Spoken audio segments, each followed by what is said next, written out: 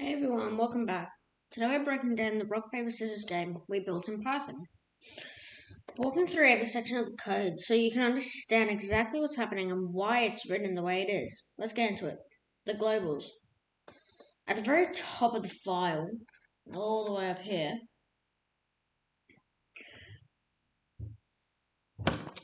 before any functions, we've got two things. First, import random. That's the only library this game needs, just to let the computer pick a random move.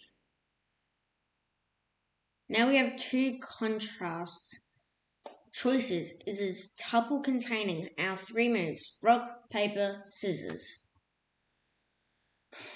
And beats is a dictionary where each key beats its value. Rock beats scissors, paper beats rock, scissor beats paper. Now that the dictionary is actually the most important thing in the entire file, instead of writing a huge chain of if statements to figure out who wins, we just do a single lookup. We'll see exactly how that works in a second.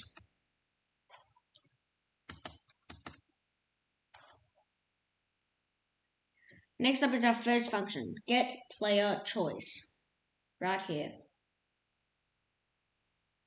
This one handles everything to do with the player typing their move. Inside it, we've got a while true loop, meaning it runs forever until we explicitly return something. That's internal. That's intentional. We did that on purpose. We want to keep asking until we get a valid answer. The first thing it does is called input. Grab whatever the player types, strip any extra white space, and convert it to lowercase. That means it doesn't matter if you type rock with a capital R or accidentally add a space, it still works. Then we check three things in order. First, did the player type Q or quit? If so, it returns none.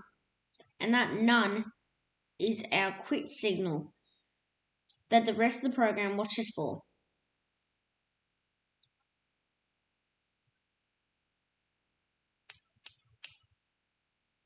Second, it checks a shortcuts dictionary. So typing just R, P, and S works the same as the full words. Third, it checks for the full word against choices. If none of those match, it prints an error and loops back around to ask again. The function never crashes on bad input. It just keeps waiting until you give it something it understands. Deciding the winner. This is the shortest function in the file that honestly is the heart of the game. It's called decide_winner. And it takes two arguments, the player's move and the computer's move. Then it returns one of three strings, tie, player, or computer. Here's how it works. First, it checks if both moves are the same. If they are, that's a tie. Done. Then it looks up the player's move in the beats dictionary and checks if the computer played exactly what the move beats. If yes, the player wins. And if neither of those conditions is true, the computer wins. So no third condition needed. It's just the one thing left. That's the third line of logic covering each possible outcome. The reason it is so clean is because all the rules live in that beats dictionary we'd find at the top. This function just asks the dictionary one question, acts on the answer. Now we get to play.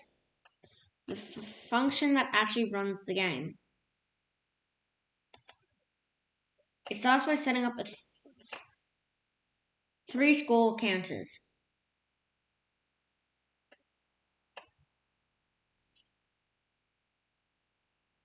Player score, computer score, and ties.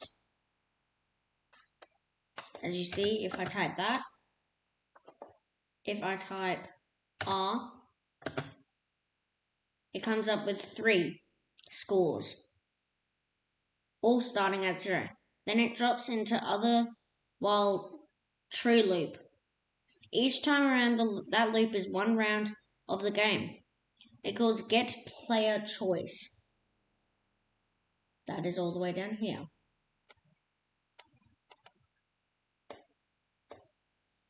And the first thing it does with the result is check if it got none back. If it did, the player quit, so we break out of the loop. If the player did pick a move, the computer picks one to use using random.choice on our choices tuple table. Completely random, equal probability, no strategy at all. Both moves go to decide winner. We get the results back, we increment whichever counter matches, player score, computer score, or ties. Then we print the running score so the player can see where things stand. And that loop keeps going, round and round, until the player types Q.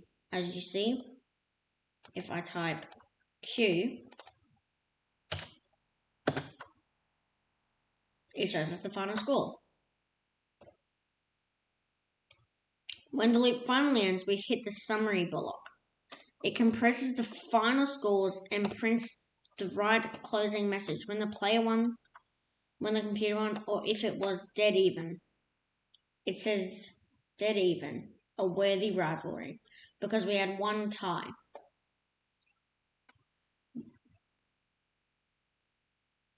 The last 2 lines, if name